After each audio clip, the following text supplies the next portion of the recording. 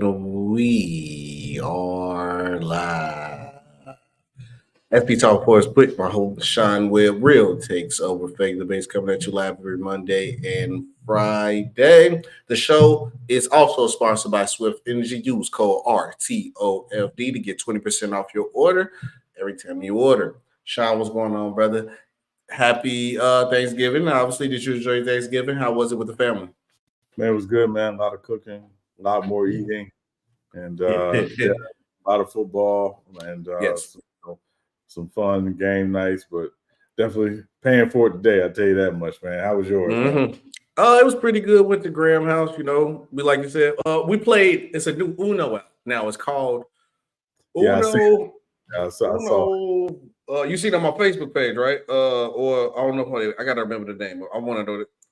Is my story gone? It's gone. Oh man, it's a new Uno, like Uno Extreme or something. You got like draw 10s, draw 6s. It's crazy. Yeah, it's gonna start a lot of fights. Oh no, we was almost fighting at the house already, so it was like it was going wild. But no, it was good food. You know, got the turkey, traditional stuff. But no, we like I said, we make a little stuff different. My auntie made like roster pasta. We had like shrimp. So my grandma made turkey. Right, this is my daughter. It's so picky. My grandma didn't get chicken. They forgot the chicken. They only had turkey.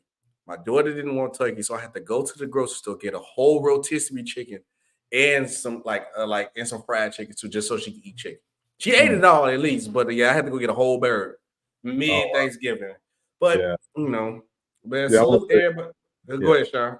I want to say shout out to Hasbro for making an Uno game that will break up black families. Appreciate it. Yes, sir. Shout out Hasbro, breaking black families up one day at a time. But salute True in the chat, salute Niggas Brown, salute Ghost, salute Chris. Make sure you guys like, share, subscribe, send out, let everybody know RTOFD is live. But speaking of things that's breaking up family, Sean, you know, it's been a reoccurring thing about the NFL. Salute, step 2, happy Turkey Day to you and the fam. What's going on? It has been a recurring thing about when you leave something, you felt like everything was great when you was a part of it. Your era was this. You know how we argue our eras. You might feel that your era was kind of like the 90s, man, like the 2000s. I think my era is better, or anything that I do, I feel like I'm a part of. That's how it is. Like, I feel like our show, out of everybody podcast, I'm a part of the show. I think we got one of the best sport podcasts out here. And it's still up and coming, and we moving up every day. Shout out to everybody. We had two over 2000s, moving on up, getting close to 3. I feel like we one of the best. Tom Brady kind of felt the same way. Tom Brady said he is not impressed with today's NFL, said it's a lot of mediocrity. And of course, we got the clip from Stephen A. Smith show. We're going to play the clip for you guys. I want to hear your reaction after, and then chat, let us know how you feel about this when Tom Brady said that this was via the Stephen A. Smith show, what Tom Brady appeared on this. This is what Tom Brady had to say.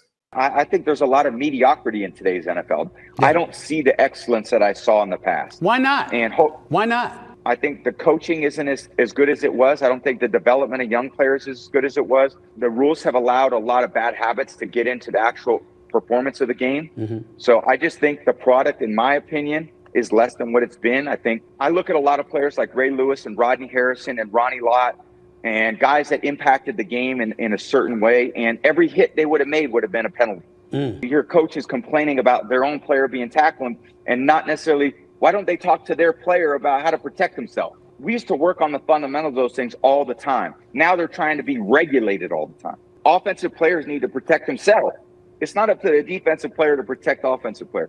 A defensive player needs to protect himself. I didn't throw the ball to certain areas because I was afraid players were going to get knocked out. Mm-hmm. That's the reality. Wow. I didn't throw it to the middle when I played Ray Lewis because you knock him out of the game, and I couldn't afford to lose a good player.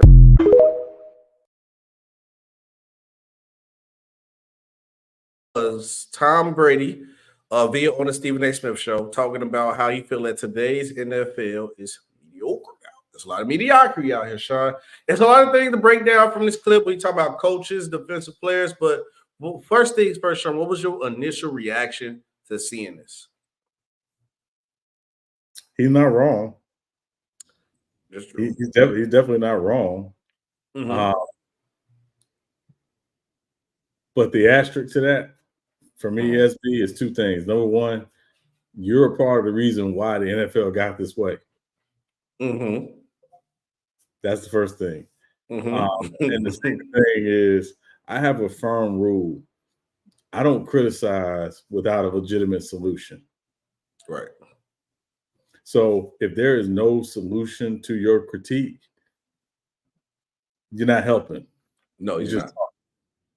So at the end of the day, figure out what can be done to change the game or to make the game what you grew up loving without making the game so dangerous that kids and parents don't want their sons and daughters now playing tackle football because of the dangers of the game. A friend of mine and I, we're going back and forth because I keep arguing with him about them needing to get rid of the hip drop tackle. It's got to come out of the game. The hip drop tackle, SB, is basically if you chase somebody or you're tackling somebody from behind, the way you get them down to the ground by holding on to them and then basically dropping your hip. And letting your feet come from up under you to bring them down. Well, at that point, my argument is once you drop your hip and you let your feet go, you're not in control of your weight. Right, you're not at that point. And it's basically leaves the offensive player that you're tackling out there. He's saying, well, how else do you get guys down? I said the same way they figured out how to get guys down once they took out the horse collar tackle, or once they took out the helmet to helmet hits, or once they said, hey, listen, this hitting guys in certain areas, is no longer allowed. So I don't mind the critique by Brady. He's absolutely 100% correct in the critique, but bring solutions to what it is you're critiquing, which he didn't do in the interview and in the video. And that's my issue. And again, he's a part of the reason why the game got the way it is today. But I'm curious thoughts. Yes, Russ Gift. I agree that what he said, he had some truth in it.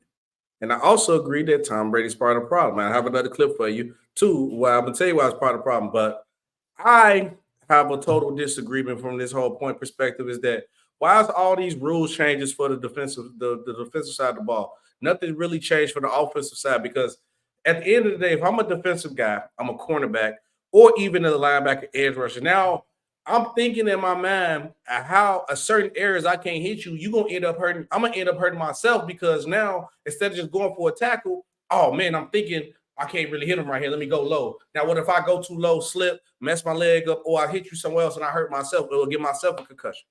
I just feel like it's too much protection on the offensive side of the ball. There's not enough protection on the defensive side of the ball. And it's taken away from the game of football. Like, I get it. Like, if I had a son, I understand how the dangers that come with playing football.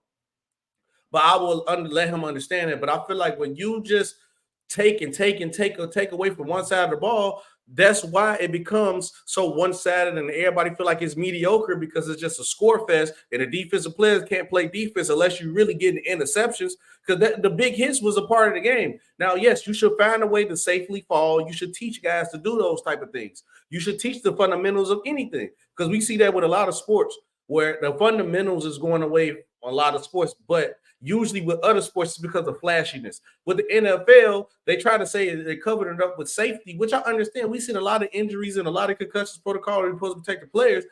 But the problem is you only protected one side of the ball. Like you said with Tom Brady, it was a rule that was in place because he had got hurt about how in certain ways you got to hit the quarterback or bring somebody down because it's a rule that happened. But also, this is the part of the problem where you give people an inch, they take a mile. Sean, like I said, I got another clip for you. When you give people an inch and they take a mile, because this is the perfect example of what the NFL does, right? They make rules because they want to do for safety or they protecting certain sides of the ball for entertainment purposes and everything. Even Tom Brady admitted this. I wonder if you guys remember this. Go ahead. Go ahead and what? If the ball was tucked, look what would have happened. All right. I'd have held on to the ball. Okay, all right. I'll give you that. Doesn't take much pressure to knock it out at that point. Go ahead. Fumble. Or, in this case, tuck rule. In this case. Freeze it on that. In this case. Freeze it on that.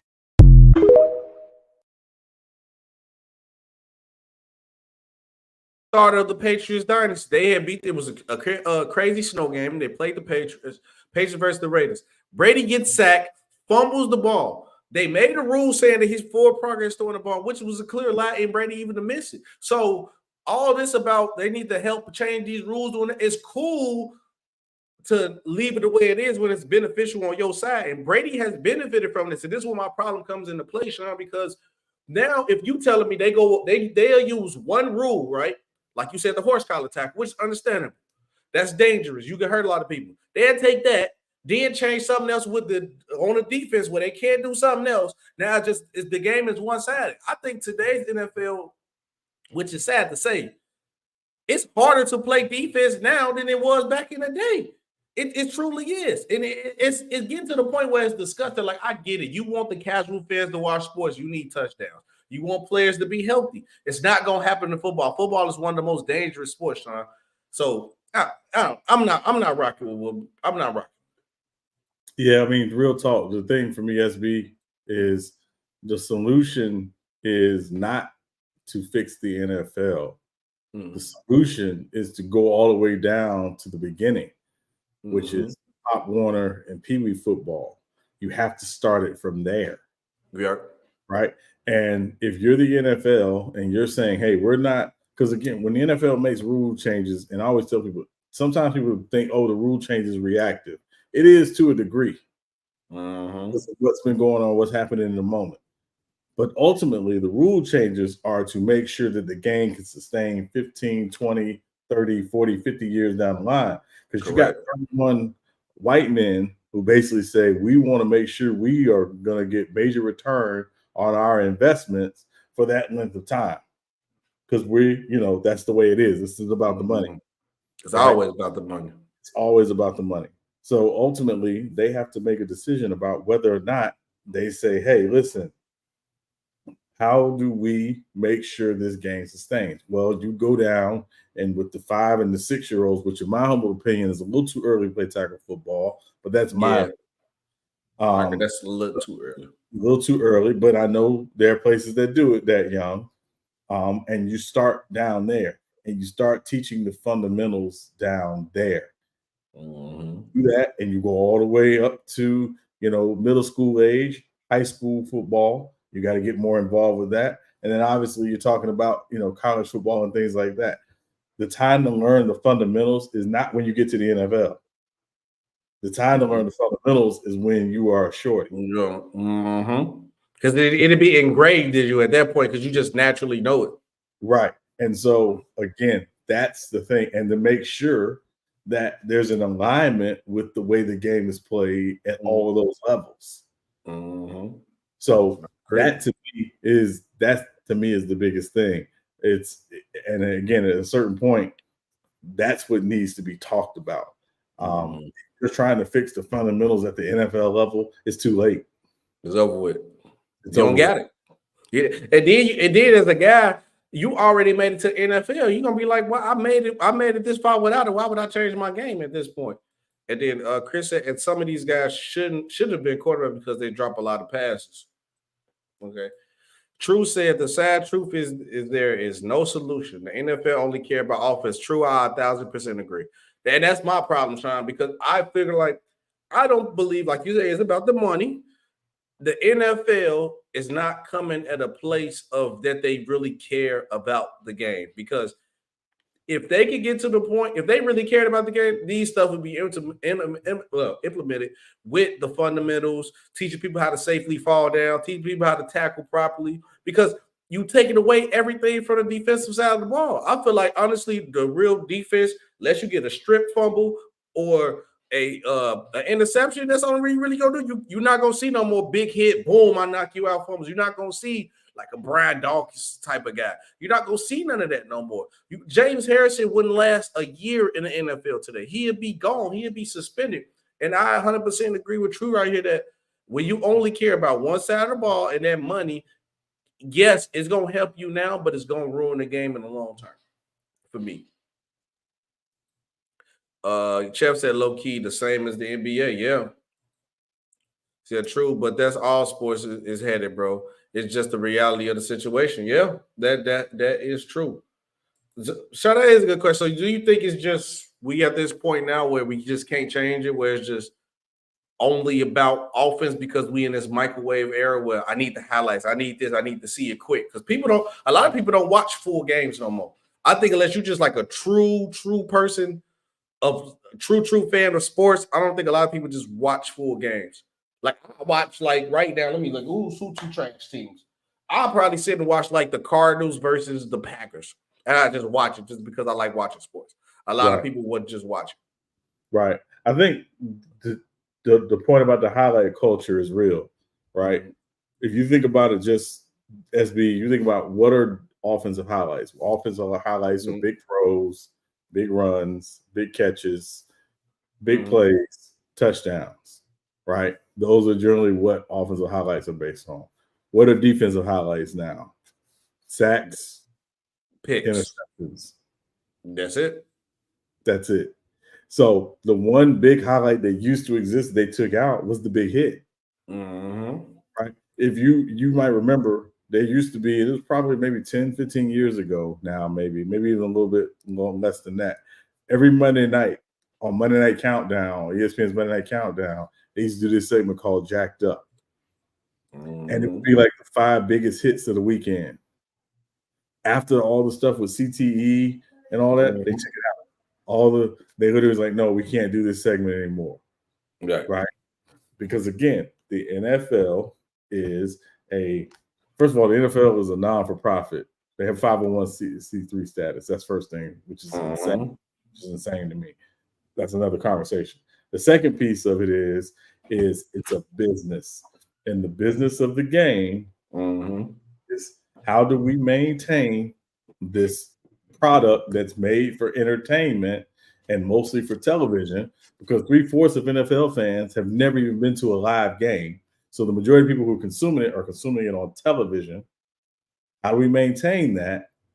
And to your point, what you said earlier, how do we bring the casual fan, the person who's never played, never coached, how do we bring them to it? How do we get them interested in it?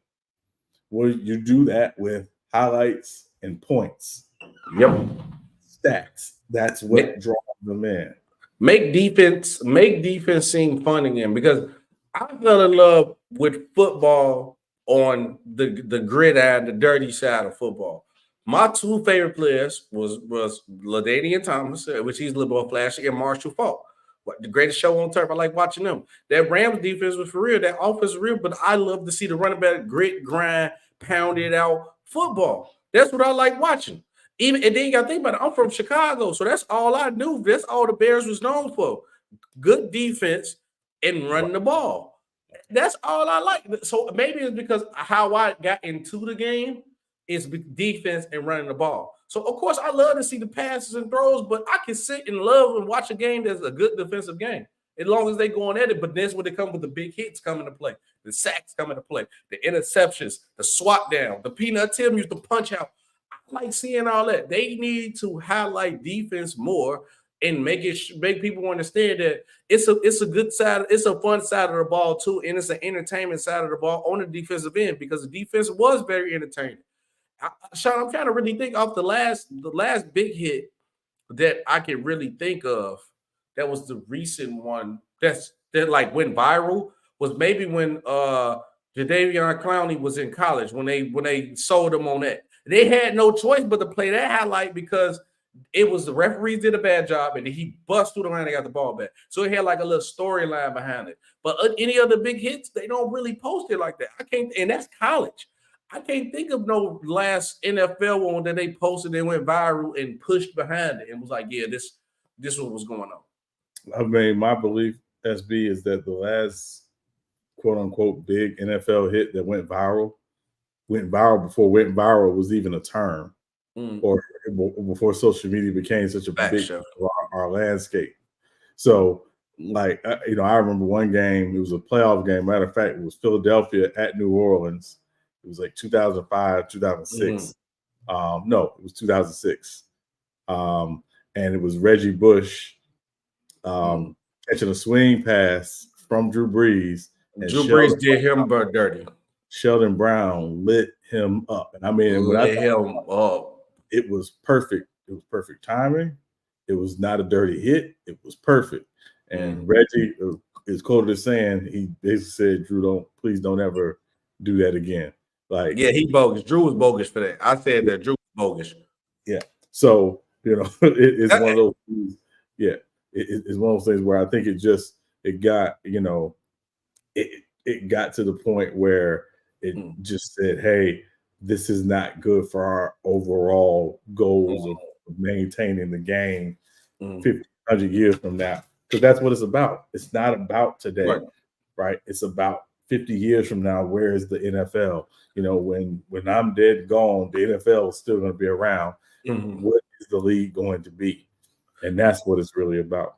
Yeah, and Chef, that Tua hit did go crazy, but you see, it once Tua started getting like the injuries and concussions, it went away quick. And which is, I'm cool with protecting the players with good intentions, and I don't trust the NFL. That's why this is the only sport where the logo is not a player. It's always about the shield before anything. Because if they was making more money and they weren't worrying about like their image looking bad, people would still be getting big hits.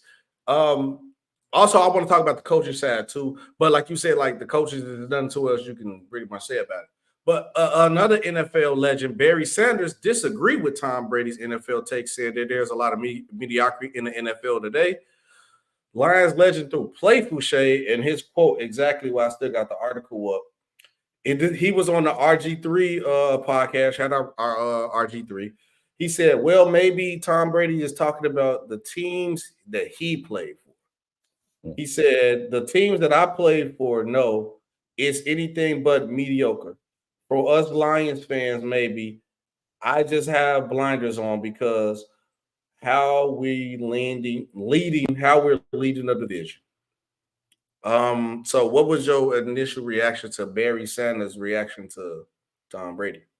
Well, I mean, if y'all don't know, Barry Sanders has been out a lot this week in the media because he's got a new documentary on Amazon Prime called Bye Bye Barry. Good documentary, by the way. You learn some things. I'm a huge Barry Sanders fan. Like, it's Walt Payton and then there's Barry Sanders, like right there for me. Barry's dog. But either way, good documentary. Great, one of the best we've ever seen play. I don't care if you weren't a Lions fan or not. Barry Sanders was that dude. He was.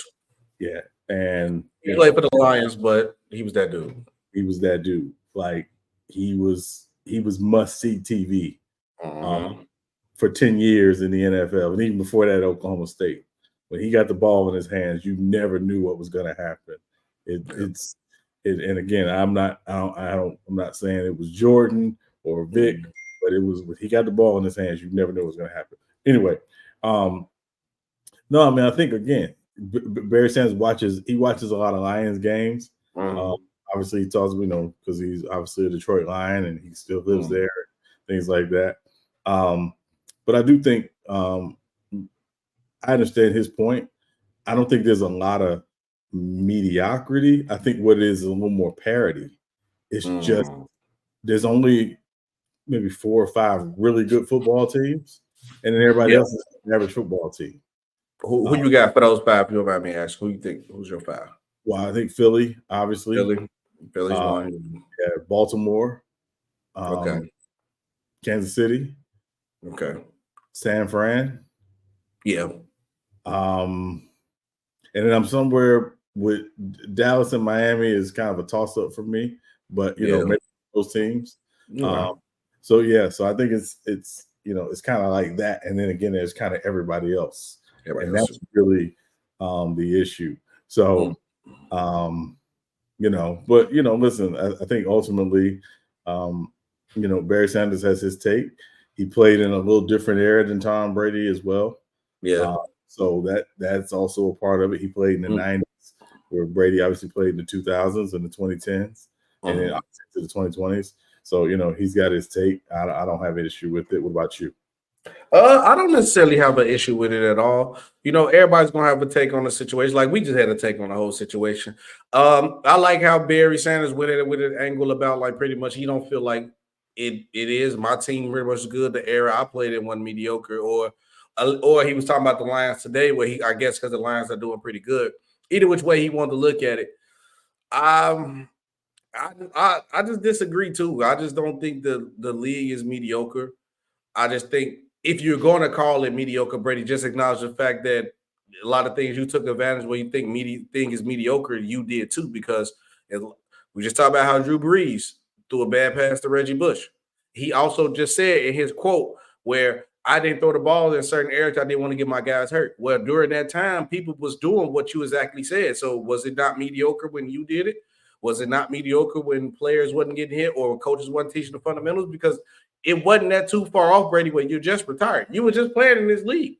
You just was playing. You just played Pat Mahomes, who we got labeled as the best quarterback in the league in the Super Bowl not too long ago. So that's why I was like, well, it's one thing that my mama Grady always told. When sometimes when you heavily opinionate on something or you feel like you coming at somebody crazy, don't be the pot calling the kettle black. You know, don't be, you know what I'm saying? Don't be that guy. Because that's what Tom Brady pretty much is. And I ain't mad. Right. But so obviously, like you said, Sean, it was the holiday. You know, we got some food in, we got some football in. I didn't think we was gonna get a record-breaking Sunday, which we all knew this kid was close to getting it done. He was the second year. I don't understand how the Cowboys be striking gold on these corners, but I think they got another one again. Cowboys cornerback DaRon Bland sets the NFL season pick six record with 5 pick sixes. I believe that's NFL record. When I knew he was getting close to it, I was like, I think at some point he got enough time. Well, he got it pretty quick. Sean, I was shocked to realize that with so many great corners that we had, we got like the Darrelle Reeveses, the Woodsons, obviously the GOAT, Deion Sanders, Champ Baileys of the world, just to name a few, that none of these guys would have ever had this record. But now we go hold the record books. When you look up who has the most single season pick six, you're going to see DaRon Bland about this in that book. How you feel about it? Yeah, I mean, well, listen, two things. Number one, I mean, DaRon Bland, shout out to him for setting the record. Mm-hmm.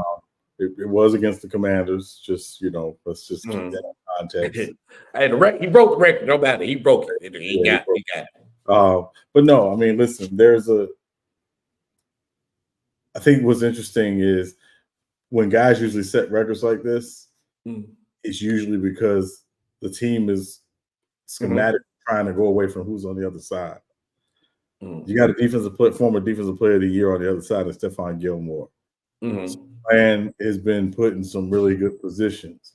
And also, you know, generally speaking, teams, you know, don't know where they think, oh, hey, listen, there's a chance here. We can get, when Trayvon Diggs was getting all those interceptions a couple of years ago and everybody was going nuts. It was like, yeah, but Trayvon Diggs is also giving up the most yards receiving in the NFL. So, you know, I think it's a great record. Certainly it's not going to be easy to break because it's not just getting the pick. You also have to take it back. Run into the house. Yeah, and you need blocking in front of you. So shout out to, you know, the defense always being ready to get out and block in front of them to make it happen. Like I said, it's a great record.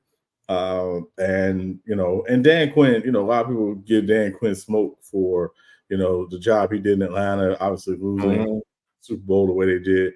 But he's always been a very good defensive mind. He was a coordinator, and he's transformed that defense from the time he's walked in the door to this day.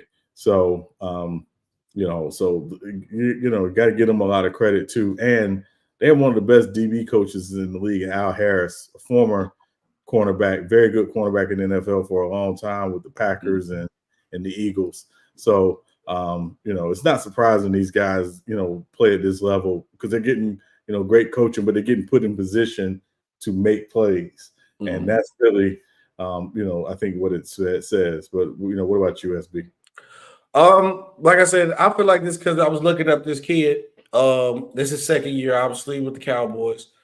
It does come from having a great defense. We just seen Diggs give the most yards. And I feel like Diggs was more of I don't believe he was bad. I just feel like some corners, they feel like they don't get enough credit, so he take risks to get thrown to him. But like you said, you give and take. When you take those risks, you might give up yardage. Obviously, this kid Bland, he got the Cowboys is a solid defense. Should be one of the best honestly, how they set up, they should be, if not one of the best defense. They got enough talent on that side of the football. We got that D-line rusher with Parsons and Lawrence there. Then you got, like you said, Stephon Gilmore, a little bit past his prime, but he's still a great and solid defender. So, like you said, Bland, that leaves the open field day for you. And you just got to take advantage when the opportunities come. And this kid, Bland, has definitely been doing it. Obviously, he's nobody. I can't say that. Deion Sanders can't say he did what he did. Darrelle Revis, Champ Bailey, Woodson. And those are probably like everybody's top three corners, top four corners of all time. You know, so I think it was good. Like, you just got to tip your hat to the kid, tip your hat to the Cowboys. And it's crazy, Joe. I was talking to somebody today. We was talking earlier about football. I was talking about this. I'm like, yeah, man, you see the kid break the record. Somebody told me this and said it with straight face. He was like, SB, I ain't gonna lie, bro. As much as like everybody talks smack about the Cowboys, a matter of fact, he's an Eagles fan who said this. As much as I even talk bad about the Cowboys, but he said this might be the year they might make it. I said, what? I'm like, nah, I don't know. I'm like, he was like, yeah, they got a real chance. I'm just like, nah, still the Cowboys. I don't believe. Do you think the Cowboys got a chance though, or no? I mean, you got to get in to have a chance, right? They're going to get in the playoff. And, you know, SB, I always tell people, playoffs always come down to matchups. Three things win in the playoffs: matchups, health, and coaching. And, you know, the biggest issue with the Cowboys is does anybody think Mike McCarthy's a better coach than Nick Sirianni or, you know, Mike's son? You know, so no. You ask me, hey, you know. No. So so that's really the key. And also, you know, and this is not to slight what the Cowboys have done this year. We know they've had a really good season. They've also played the weakest schedule in the NFL this year. Now, granted, they don't make their schedule. The league, like the Eagles did last year. Yeah, the Eagles did not play a tough schedule last year. But, you know, again, we saw what the Eagles did in the playoffs. They dominated in the NFC in the playoffs over their playoff games. You know, I don't know if the Cowboys will necessarily do that depending on the matchup. And it's not lost upon me that they're still behind the Eagles in the division. They are chasing Philly right now, to be clear. Yes. And if Philly wins the division, which I obviously picked them to win the division, I know you did as well, the Cowboys will be the 5th seed in the NFC, which means they'll have to go on the road and play more than likely the winner of the NFC South, whether it's Atlanta, New Orleans, or Tampa. They can get that way. They can get that one, but then you got to talk about who they play in the next game. And more than the Eagles or 49ers. And you got to go to San Fran or Philly. That's where I think you're going. So, you know, it'd be interesting. Where the roll is. Yeah, it'd be interesting to see. Shout out Leave Dig. He said Tom Brady should not be talking ever. He's the GOAT. He can talk. You like the content, please drop a like. Chris got a question for us too. He says, Bijan, what do you guys' thoughts on CeeDee Lamb now that he's been blazing of late? And is he the best receiver right now? Let me think. I'm trying to think of receivers list. He's not better than Tyreek Hill right now. I'm still taking Reek. I'm still taking AJ Brett. Taking AJ. I'm taking AJ.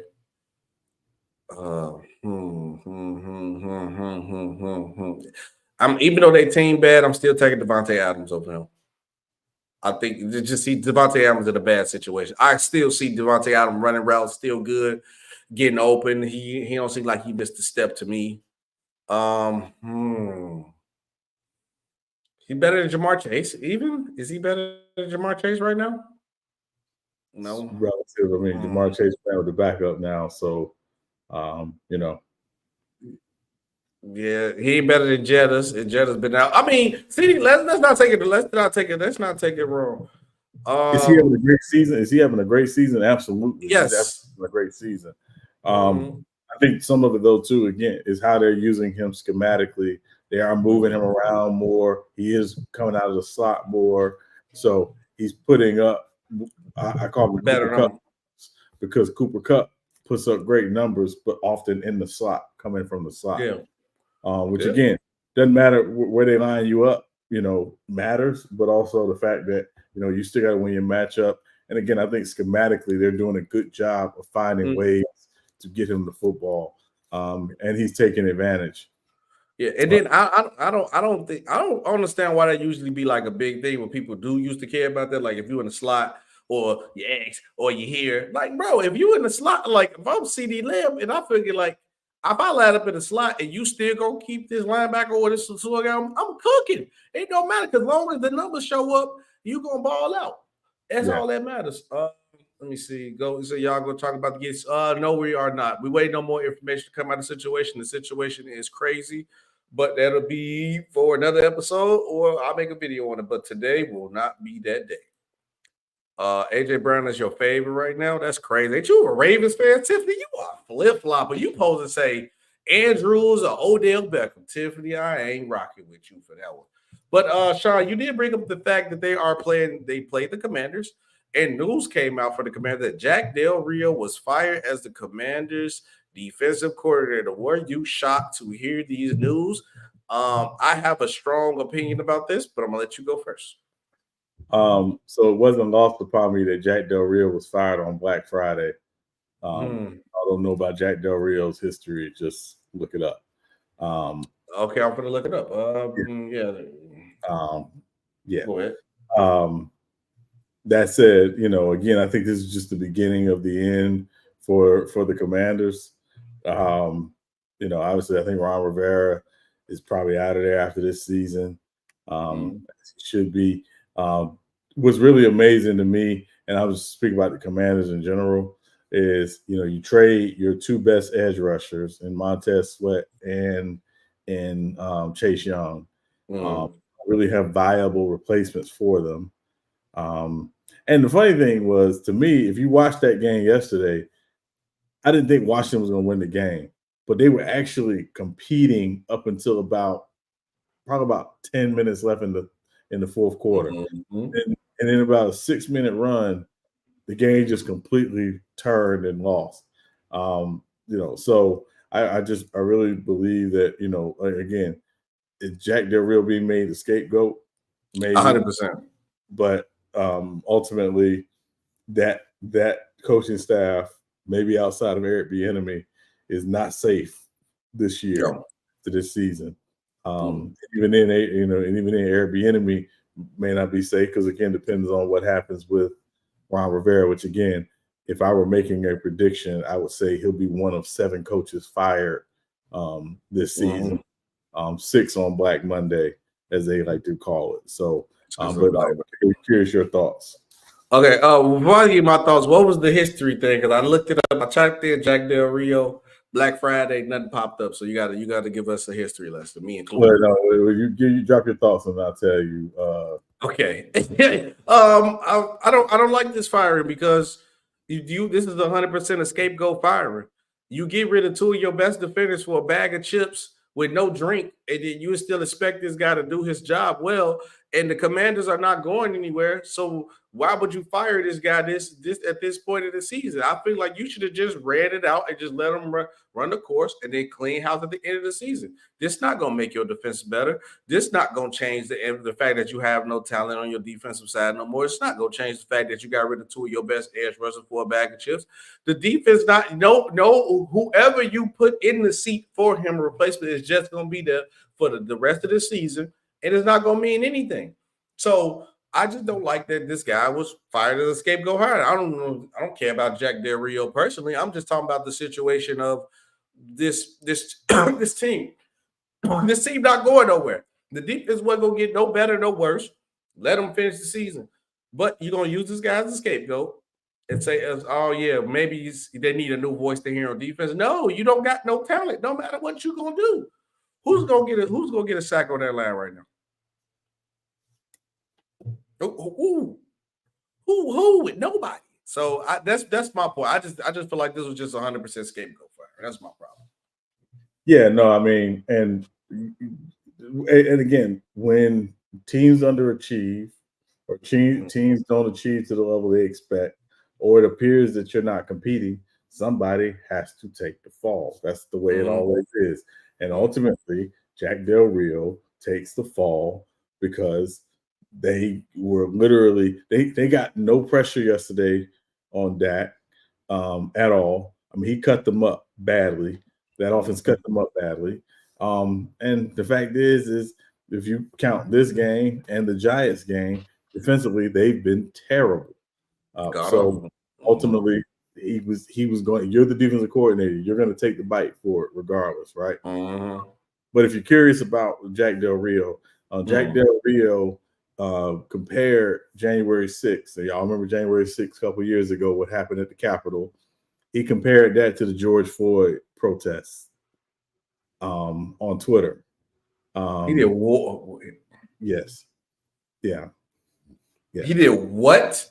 He compared the January 6th insurrection to the George Floyd protests and called the January 6th incident, quote, a dust up. Yeah. So, and that's just the first of many things that Jack Del Rio has done or said in his life. He is let me to quote Kevin Durant, he's an idiot. Yes, 100%, because that was a stupid statement to say. Yeah, he's an idiot. So, listen, I always tell people, man, listen, when you have platforms, a lot of times, what you say, people were like, oh, okay, really? Yeah, tell us how you really feel. And it doesn't shock me when white men, particularly privileged white men, who have gained a lot of their privilege on the strength of Black and brown men and women, say some of the stuff they say as it relates to Black and brown men and women. That never shocks me. So that's Jack Del Rio in a nutshell. He been a head coach twice in the NFL, been a defensive coordinator for a long time, was a linebacker in the NFL for a long time. But he's an idiot. And always has been. He's an idiot. Yep. I agree with that. After that statement, he 100% is a idiot. Yeah. Yeah, shout out to the sponsor, Swift Energy. Use code 20% off to get RTO. Use the code RTO to get 20% off. Now, Sean, let's switch to the hard. Let me check the comments. I know my thing. I'm random. Somebody say anything before we switch to the hardwood. Salute, big homage in the building. Big Flight Sports TV. Flight, we're going to have to chop it up, man. Your boy LaMelo has been out of this world in his sponsorship, where we're going to chop it up about LaMelo, and they might have to pull up for a video or something. Switching over to the hardwood, they always try to keep themselves hidden. NFL Exec had a lot to say about the Bucks after the Dame Lillard trade. Obviously, he's got to be an Eastern Conference exec because obviously you play this team a lot. He said you don't feel them in the same way. Pretty much they lost their head of the snake and Drew Holiday. They don't have the same impact defensively. I guess it's pretty much, long story short, saying that this team don't feel the same. They don't feel as dangerous because they not as good defensively. And obviously they're still a great team in the making. They're not as good defensively. Obviously lose Drew Holiday. But for me, they still got Dame Lillard on the court. Like, at some point in time, they're going to figure it out offensively. And as you see the potential of what they could be with Dame shooting long-range shots, and they pick and roll game could be dangerous with him and Giannis rolling down off the pick. The Bucks going to be good buyers at the buy-in market. They going to get better personnel on the defensive, and they going to get better defensively. So I think for this guy to say you don't feel them in the same way, you should, because they're not the same team. But this team will still be just as dangerous because the Dame Lillard trade, and I tell people this too, Sean, the Dame Lillard trade is not for right now.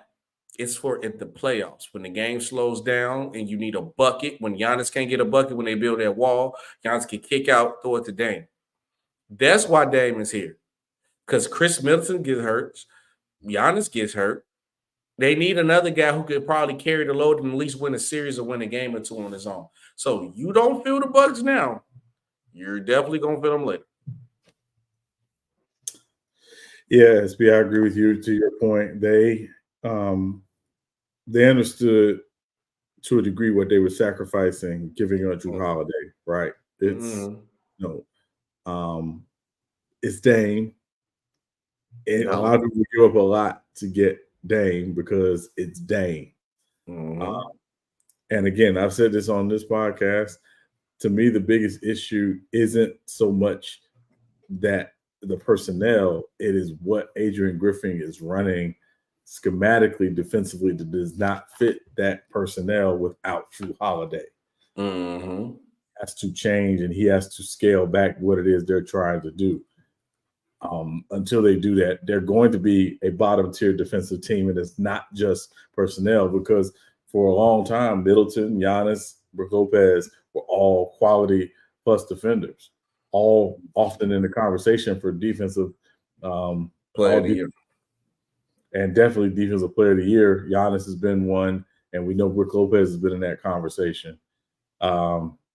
So ultimately, it's really about what are they running schematically, defensively, that's hurting them. But I agree with you. The Dame move was about May and June, and ultimately it was about making sure Giannis committed to staying long term. And what they got the 3-year contracts. They had to do what they had to do. Right, they got the 3-year extension for Giannis, so they did what they had to do, and you can't be mad with them on that.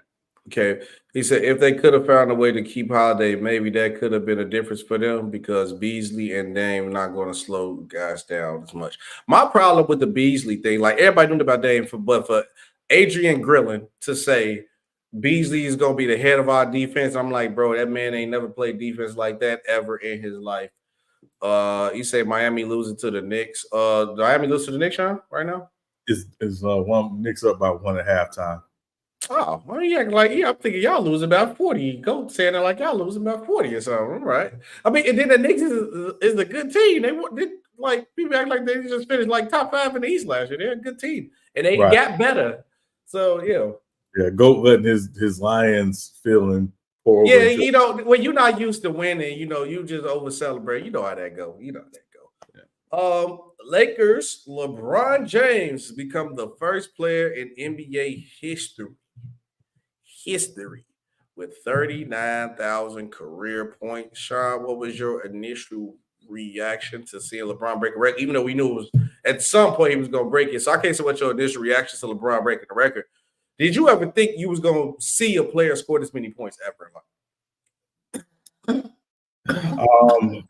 I think once high schoolers became prominent, then you would see somebody do it. Because again, you don't have the 2, 3, 4 years of college taking away from time that you would have spent in the NBA. But anytime everything LeBron does at this point is going to be well received, because again, there are things that we just thought we would never see. A guy with this many NBA seasons on his body, still playing good too. Still playing good. Has had really very fortunate health the majority of his career, which is the other part of it. And again, for as much as people say LeBron and Kareem, don't have a lot in common, the one thing they do have in common is they were really ahead of their time in terms of how they took care of their body. Things that they would do to make sure that they could play, at this level for as long as they did. And obviously, when Kareem passed 38,000 points, it was his last season. It was year 20 when he passed 38,000 points. I don't know if this is LeBron's last season. I think, at this point it's probably year to year, but it is, just an amazing thing. And is it something we will ever see again? That's the major question, because I don't know if anybody would want to play this long. Luka's talked about how long he wants to play in the NBA. Luka said he was about 12 and he done. So, and again, it might change his mind, but you got to have a lot of things go your way. You got to be healthy. You have to take care of your body, and you got to be in great positions to do things.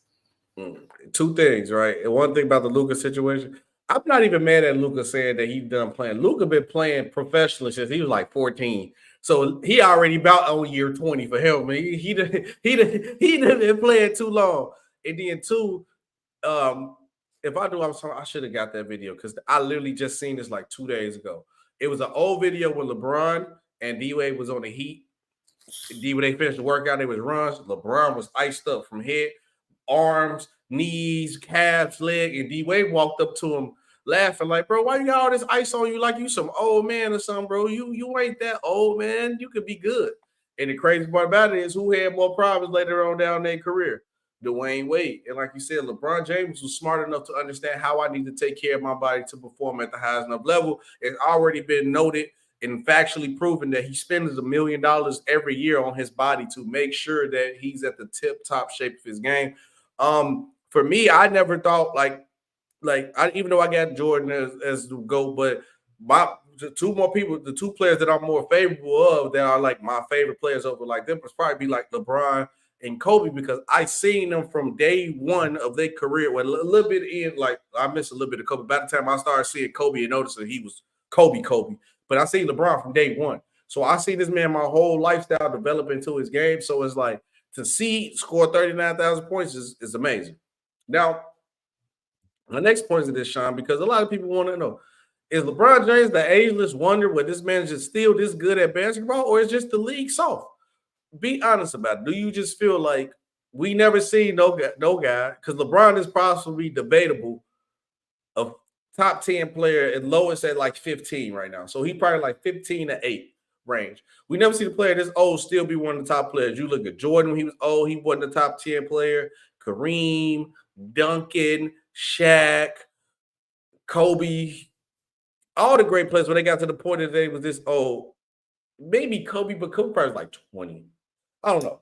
Well, Kobe was out of the league by the time he got to his age. Yeah. I was just saying, like, when he was at the tail end of their career. But Kobe's getting injured, so he probably wasn't top 10. But, yeah, so is it just LeBron just this ageless wonder where he just still great at basketball, or is he just benefiting from the league? Is it just soft?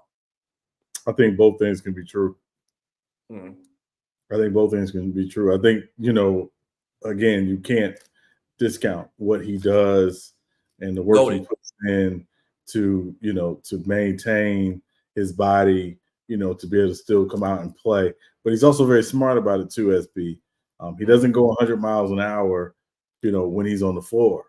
He picks his spots, because that's what you do when you get older. You recognize, hey, listen, I gotta, be mindful here.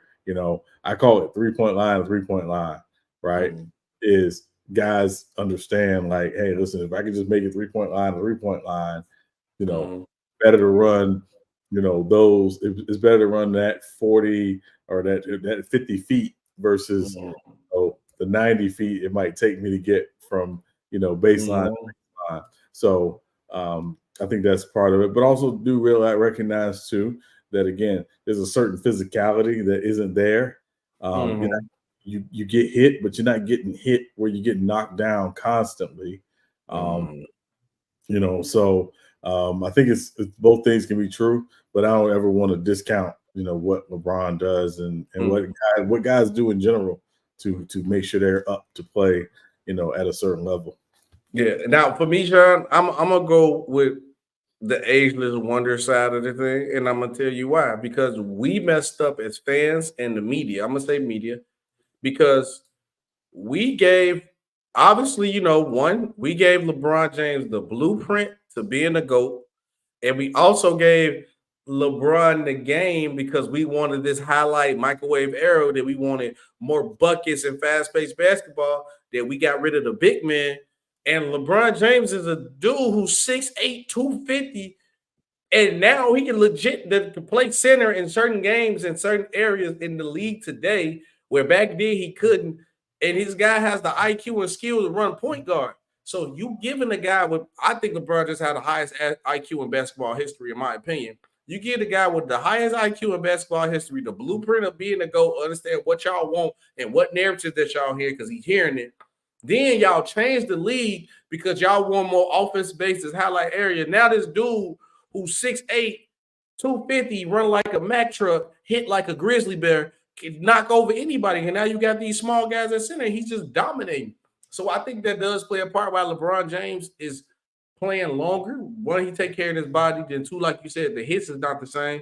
And then he take it back. Like, you can't fault LeBron for taking advantage of what the league, like, that's why I hate when people like dock everybody competition. Like, you can't control it. Like, LeBron can't control that the league want more offensive base and everybody want to play small ball. Hey, that's y'all. Now I'm finna destroy y'all. Y'all finna take this 30 and 15 and be easy work. So for me, I gotta tip my hat for LeBron on that one.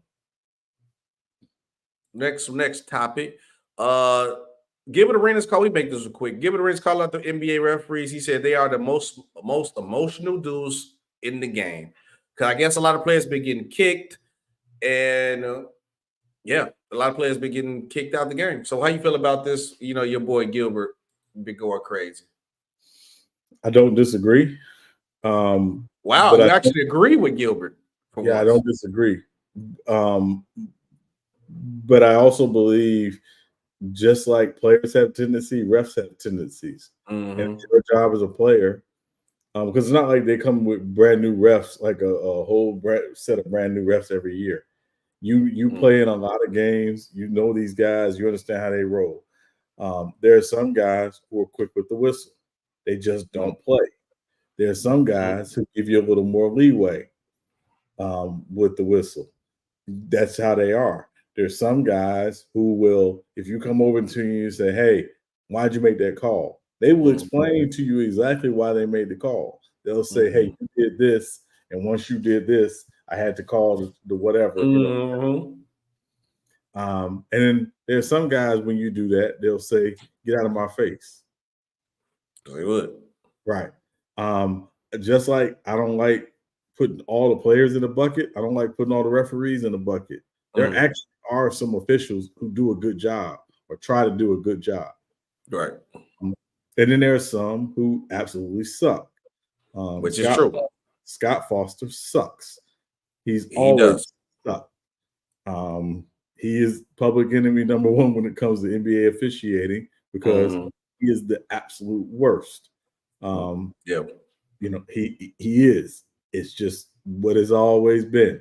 And you know, players, you got to know that. Now, he and Chris Paul have history, so that's the asterisk with this whole situation. Largely has always been someone, he does not care. You say something to Scott Foster, you use a magic word, you're getting teed up. As simple as that. For me, Sean, Chef, I see your comment. Before I get my take, how long do you think LeBron got left? Probably like two more than he done. And then, I think at most two. At most two. And go said D-Wade was a small guy, took a lot of hits. Yeah, that was his problem. He followed on the floor too much. But for me, I gotta disagree with Gilbert, because this is my whole point. Just like you have a job to do as a player, I have a job to do as a referee. And I have a job to maintain this game, make sure the game run fairly, make sure I'm calling the game the right way, make sure y'all ain't knocking each other head off and getting to another Malice in the Palace. You can't call a guy who's the most emotional guy in the game when the guys playing the game are just as emotional, if not more. Look at a guy like Draymond Green. You think you gonna call me emotional for teeing up Draymond, and he coming to me talking crazy like I'm lower than him, or I'm what? Like, no, like we somebody on the street. Brother, watch your mouth. Do your job. Play basketball. I think basketball players are emotional. Yes, some referees are bad, just like some basketball players are bad. Some referees are controlling, just like some point guards and coaches are over-controlling over the game, want to control everything. It's just a give and take with the job. But calling these guys emotional when you know what the side of the stuff they got to deal with, I don't think Gilbert looking at it from both sides of the perspective for me. So I'm going to have to 100% agree. You calling somebody over-emotional because you don't know what these players be saying to these referees sometimes. Some players curse out referees like it's a dumbass call. Some people do that. So, like you said, so I'm not gonna tolerate. If I'm a ref, you ain't gonna talk to me any type of way. Talk to yourself. You still mad? Go to the locker room. Then it ain't nothing. It's like you don't want to take away from the game. Like it's situations where giving text, you being over emotional. I can give you that. Like giving somebody a text for celebrating. Wow. Like when Giannis got throughout the game, that's wow. Like, yeah, you don't want to over control the game. You just want to balance and do your job. That's it. That's just for me. Boom, boom, boom, boom, boom, boom, boom, boom, boom, boom, boom, boom, boom, Sean. It's that favorite time of the show. Picks of the week. how many key games we got? We got 2, right? We got 2 key games. We'll talk about a little bit. And then we technically tied last week because of we tied because of the Kansas City Philly game. Oh my God! Stop picking against the Eagles, man. Stop picking against the Eagles. No, I'm kidding. What's the record right now? Because how many weeks we got left? I mean, I got to probably go on like a streak, bro. What was crazy is we tied the last 2 weeks. So you haven't lost, but you haven't won. So right. So but I'm like 1-5-2. Yeah, no, it's like it's week 12. So technically 1 week we didn't do picks. So it's like 1-8-2 or something like that. 1-8-2. Oh, yeah. No, that's fine, man. Listen. Greater men have fallen. Greater men have fallen is all I'm saying. No. Man, get to the picks, man. All right. We've been a lock here today, y'all. Real quick. So first game is New Orleans at Atlanta. Rivalry game, NFC South. New Orleans at Atlanta. Desmond Ridder back as the starter for the Atlanta Falcons after 2 weeks. Derek Vehicle playing? Unfortunately. I know you picking the Saints, so this is probably my game. I get a dub off you. I'm taking the Falcons. All right. Yeah. Yeah, you know my rule. I don't pick against the Saints. So, I'm going to pick against the Chargers this week. I can tell you that. I don't ever pick against the Saints, but I'm taking the Saints by 2. Okay. All right. Next game, Pittsburgh at Cincinnati. First game without Joe Burrow. I'm taking the Steelers. I'm taking the Steelers too, but God, and they Steelers just fired Matt Canada this week. They might put up 21 points. Yeah, they might actually score over 20 points. They might actually score. Yeah. Let me say real quick, I think Pittsburgh would do themselves a lot of favors and hire Byron Leftwich as their offensive coordinator this offseason. Nice. But I'm with you. I'm taking Pittsburgh. I think it'll be a close game, but I'm taking Pittsburgh by 4. Okay. Next game, Tampa Bay at Indianapolis.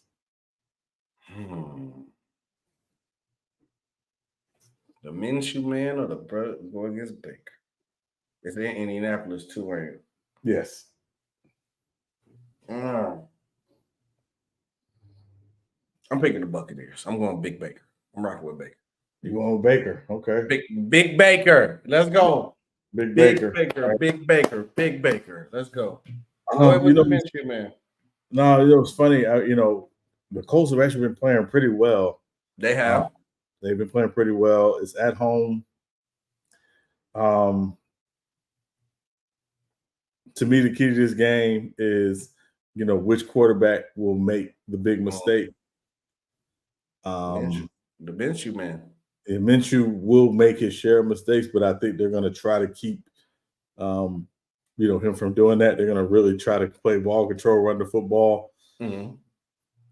They made a surprise cut this week by cutting Shaq Leonard, their linebacker, Pro Bowl linebacker, but which was shocking to me. But it was very shocking. He's gonna find his way on the Eagles. Don't worry about it. I'm sure he will.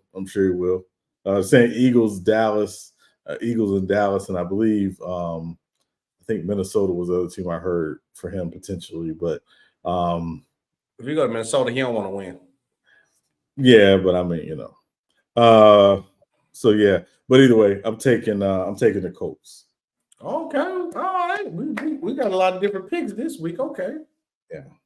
So yeah, I'm taking the Colts by. Hey, sorry, one of these games, I want to have a vote that we just don't pick for that game. I'll let you. I think you kind of know what game I'm talking about, but we'll wait till we get to that point. But no worries. Next game, New England at the New York Giants. Oh well, look at that! Look at God! It popped right up. We can just take a vote on it and just say, nah, you know what? Negative versus a negative. We can just go ahead and move on. Sorry, Todd, your team sucked. But I'll let you pick. Do you want hot trash that's on fire or stanky trash that's covered in poop? So which one you want? Which one you want? Yeah, I don't. Yeah. Yeah, this sucks. Yeah. Oh, I know what I forgot to put in the show about Bill Belichick getting fired, but whatever, we can say that for Monday. Then we can say, well, after they lose probably to the Giants, then it probably become a conversation if they lose. But who you got? I guess I'm taking the Giants because they're at home. Wow. And the crazy part about it is you halfway scared me picking them because I don't know if I can pick the Patriots either. Like this is trash. I guess I'll pick the Patriots. I'll take the Patriots. Yeah, that's fine. I don't feel confident in this pick either way. At all. I should just pick the same team so we just both lose and be like, whatever. It don't feel like, but that game gonna decide who wins this week. Watch. Yeah. Next game, Carolina at Tennessee.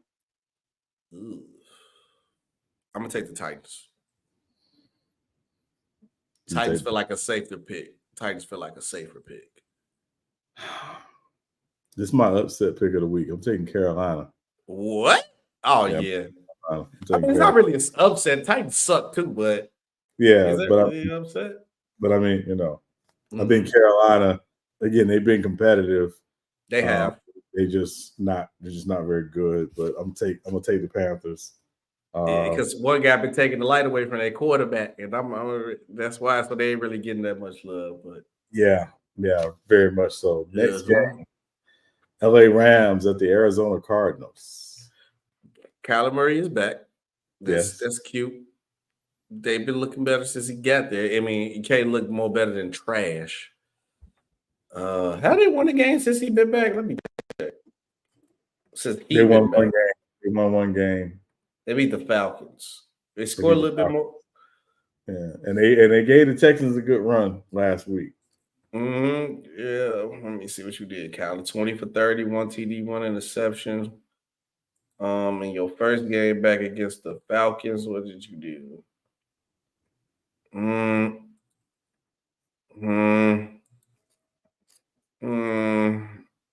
gonna take the Rams.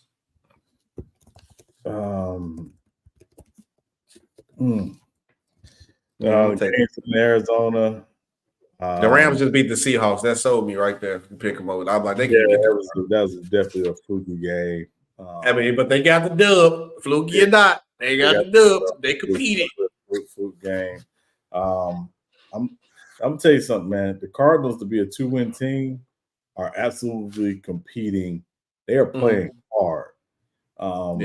And so I'm taking them. I'm actually gonna take the Cardinals. Wow. Yeah, I'm gonna take the Cardinals. Oh, this week gonna be shaky. We usually kind of pick the same. It's a little different, a little shaky, a little weak. Yeah, I'm gonna take the Cardinals by 4. Okay. Next game, Cleveland at Denver. Denver's been a little hot lately. Denver been hot, and then that deep. You pick first on this one. I don't know if I'm picking on this. I'm taking Cleveland. I thought I was gonna get you to get the Broncos. No, God, no. I thought you was gonna get you. I'm going with the Browns too. The defense wins championships, man. They gonna turn danger. They gonna turn Mr. Danger into danger again, man. Danger zone. Yeah, I'm taking the Browns. Browns by 6 in that one. Next game, Kansas City at Vegas. And I got to say, the Raiders-Chiefs games are always closer than people think. The Raiders are not afraid of the Chiefs. And the Chiefs are off a tough one on Monday Night Football. But I want you to choose your pick first in this one. Kansas City. I hate to pick them, but the Chiefs, they just come out, they lost to the Eagles. Yeah, they play the reason why they always so close with the Raiders. The Chiefs be playing with their fool against them, man. I'm taking the Chiefs. The Chiefs, since they coming off that loss, they're gonna come with a little more reckless abandon. They're gonna be kind of pissed. Chiefs by double digits. Yeah, I'm taking the Chiefs. I think the Chiefs are gonna play ticked off. The one thing I do have to say though is they have got to get some more consistency from their wide receivers. And as much as we tout Patrick Mahomes is the best quarterback in the game, and I think most people would agree, he can't throw him and catch him. So And a lot of people gave Marquez Valdez-Scantling a lot of heat for that drop late in the game. It actually was not a perfect throw. It was a good throw, but it was not a perfect throw. The throw was out in front. If that throw was probably 6 inches in, Scantling catches that easily on the run. It's a touchdown. So was not a perfect. But you know how I go though. You know how I go. They want you to catch it. Yeah, I'm shocked they didn't go get Mike Evans when I feel like it was having receiver trouble. But they probably did. They probably wanted too much for him. But I would have made that. Yeah, I thought they were the team. I thought for sure they were the team that Hopkins was going to go to when he became a free agent. I thought so too. But because they didn't have Chris Jones secure. I think that was why they didn't do it. But yeah, I thought they definitely should have went after Hopkins. But yeah, I'm taking the Chiefs by 13. Agreed. Sunday night game. Baltimore Ravens at the LA Chargers. This is the Tiffany versus SB Bowl.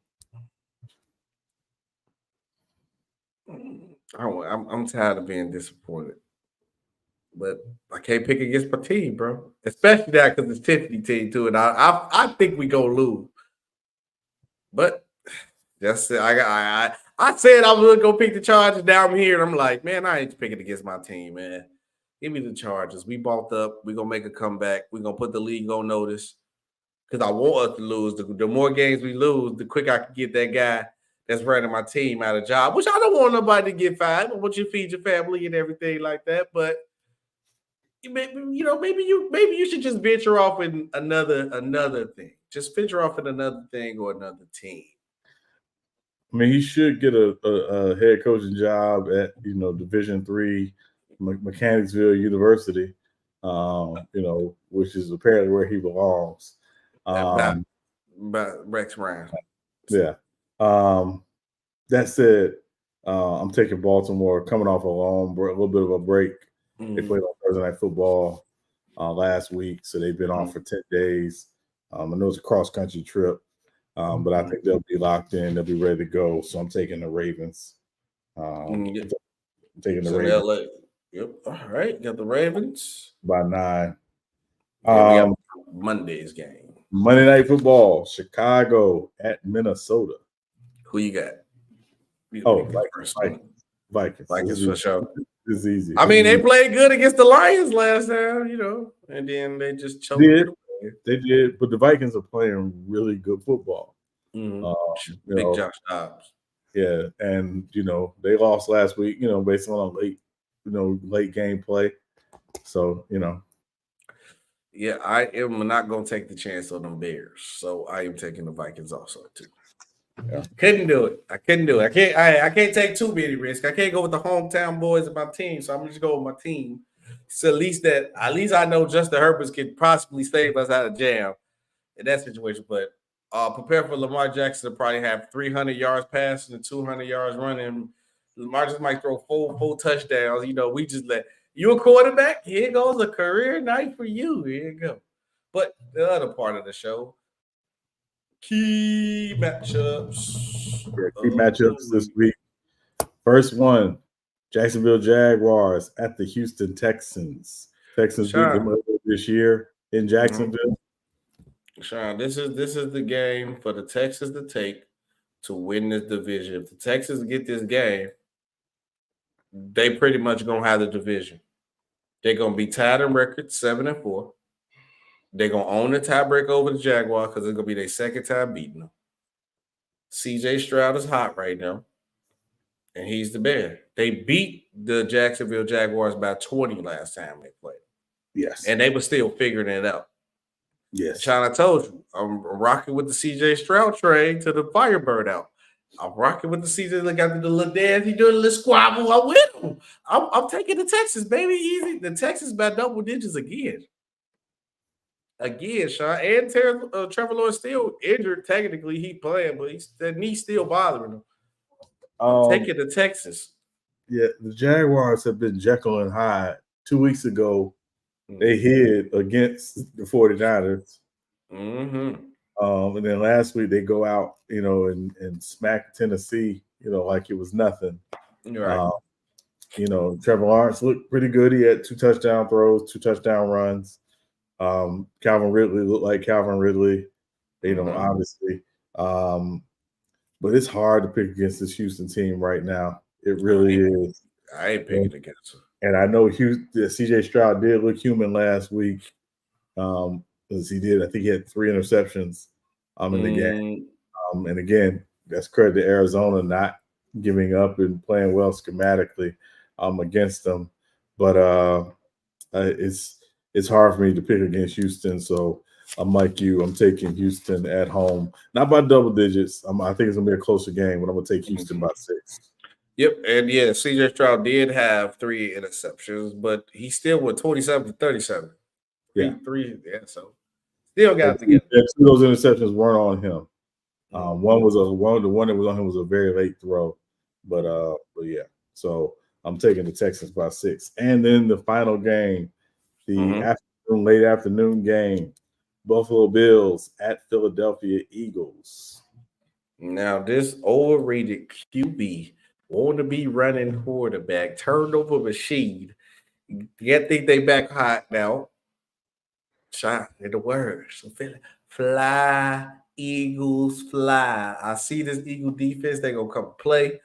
That's who go win this game. It's gonna be the Eagle defense. I'm predicting 2 turnovers from Josh Allen.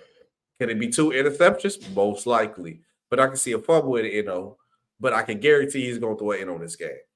I'm getting the Eagles defense to win this game and get the job done. I'm going with the Eagles fly for the key game. The Eagles keep finding ways to win.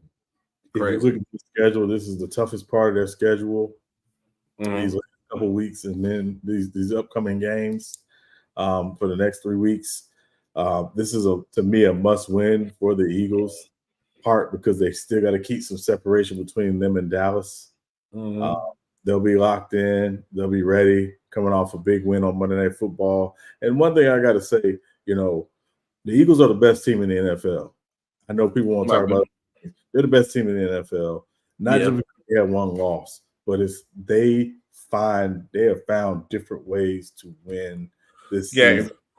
And it's week to week. You don't know what it's going to get because they're coming out seemingly with a game plan for here's how we think we can beat this team, not here's how we think we can play. And that to me is the separator between the great teams and the very good ones. So for me, it's Philly. I'm with you, Philly, and I'm taking Philly by 13. Oh, I forgot to say, who did they lose to? Oh, yeah, they sold their game against the Jets. That's what they sold. They sold their game. With the game, they should have won, but they should be undefeated right now. So, yeah. And then, which is crazy, they really looked out for the Eagles. And I'm looking at their schedule, right? So, it gets tough. Bills, 49ers, Cowboys, Seahawks, your next 4 games. Tough games. See if they even lose like 2 of these games and win 2. The league gave them a lick the last 3 games. Giants, Cardinals, Giants. Yeah. In the season 3-0 regardless. So it's over with. So and by the time they get through these next 4 weeks with this gauntlet schedule, they could have the NFC wrapped up where they could really start to look at possibly resting guys those last 3 games. Obviously, they want to make sure they got home field locked up and make sure the NFC comes through Lincoln Financial because that's important. They had home field last year. That Eagles crowd is insane. It is. I don't know if y'all have ever been to an Eagles game, but it is absolutely lit. They are. Yeah, that's an. I know Philly's a huge city. That's an Eagles town. They ride or die with them. That team. They definitely know 76ers town. I can tell you that much. Well, the Sixers would be second. Maybe Sixers. Is they second? I'm gonna say is they? I don't know. But that said, no, it's an Eagles town, and you know it the moment you get. If you ever been to Philly, the moment you get there, it's an Eagles town. So, So, shout out! Listen, this is a big weekend. College football is rivalry weekend. Got some big games in college football. Got Michigan, Ohio State. This is probably the big game of the day. Alabama, Auburn. The Iron Bowl. as it's known when you got, Florida State, Florida, big game, not because Florida is good, because they suck, which is good for them. But yeah, a lot of rivalry games, cross-state, in-state rivalry games this weekend. So enjoy this college football tonight and tomorrow, because some big games this weekend that will determine championship games next weekend. Yeah, no, that's going to be great. Football, I can't wait. College football is getting close to that time. Then college basketball here too. It's getting close. It's getting hot. It's getting hot. This NBA season, the NCAA tournament, the bracket fest. So it's getting good for basketball. But Sean, as you know, that's been a great show. But since it's been a thing we've been doing recurring, I don't know when the numbers start getting high. Good luck to us. We're trying to figure something out. Yeah, try to figure it out. Yeah. Episode 33. Give me a player. You gotta give me a player. It's the captain, Kareem. It's the captain. Yeah, there's a couple others, but the captain is number one. Captain one. I respect that. I have to go Chicago style. You got to get this man Robin out the way. Scotty, got to go Pip, man. He a little wild nowadays, we try to sell that liquor in that book. Other personal things, he got to get out of control. But him as the basketball player, one of the best two-way players in the game ever of all time, probably the top 10 defender of all time. Without Scotty, won't be no Jordan 6-0. So I got to go Pip, man. Shout out Pip, man. Yeah. And he had a cold pair of shoes. People don't talk about Pippen shoes, the air up tempos with the air on the side. With them shoes was cold. Yeah. And the other one, is Larry Joe. Larry Joe Bird. Larry Joe Bird. Yeah, Little Birdster. Yeah. The Birds, man. The Birdman. Big 33. Yeah. Bird. Big Bird. Yeah, who's coming in second? Yeah. Walking the locker room, that's crazy still. Never did it. Yeah, who coming in second? All right, let me go ahead. Larry Bird was a killer, man. Larry Bird was a killer, but killer. Thank you guys for watching the show. Make sure you guys like, make sure you guys share, make sure you guys subscribe. And you guys have been definitely going crazy on the shorts. People, we did start an uproar with the Al Iverson one, so we're gonna definitely chop on some more shorts for the show. And Sean, it's crazy. We was talking about the highlight thing, that even with podcasts. People don't want to watch the full podcast. They want to see your clips and see the Jeff Teague telling his story. Now his podcast just busting off of clips. And that's clips is the thing. It's just you got short attention spans now or something, Sean. It is what it is. But thank you guys for watching. And Tiffany, we got beef. You talk about fly Eagles fly. Lamar Jackson, Red Nation. We just know we got beef, Tiffany. We beefing this week. W Live by Go. Appreciate you guys for watching. Thank you. Make sure you guys like. Make sure you guys share. Make sure you guys subscribe. And see you guys on Monday, man. See you guys on Monday. Howdy.